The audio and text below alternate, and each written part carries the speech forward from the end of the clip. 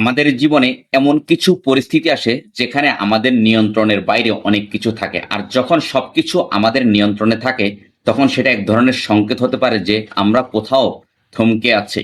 ধরুন, একজন ব্যক্তি তার ক্যারিয়ারে বা জীবনে খুব সফল হতে চায়, তার সবকিছুই পরিকল্পনা মতো চলে যাচ্ছে, তার সব কাজ সঠিক সময়ে হচ্ছে, মোট কথা তার সবকিছুই ঠিকঠাক মতো চলছে।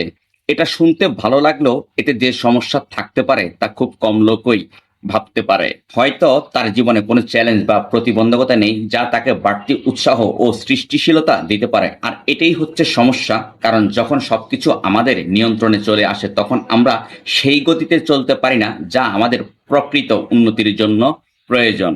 সুতরাং যখন আপনার সবকিছু নিয়ন্ত্রণে থাকে তখন বুঝতে হবে কোথাও একটা সমস্যা আছে। যেমন একটি নতুন ব্যবসা শুরু করা উদ্যোক্তার মতো, যেখানে প্রথমে সবকিছু ঠিকঠাক মনে হয়, পরে কিছুটা স্থবির হয়ে যায়। আর এমন পরিস্থিতিতে যদি আপনি নতুন কোনো চ্যালেঞ্জের মুখোমুখি না হন তাহলে আপনি সামনের দিকে এগিয়ে যাওয়ার সুযোগ হারাবেন।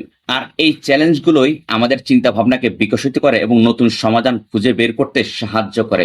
সুতরাং প্রকৃত অগ্রগতি তখনই আসে যখন আমরা আমাদের আরামের জায়গা থেকে বেরিয়ে নতুন চ্যালেঞ্জ গ্রহণ করি। Thanks for watching.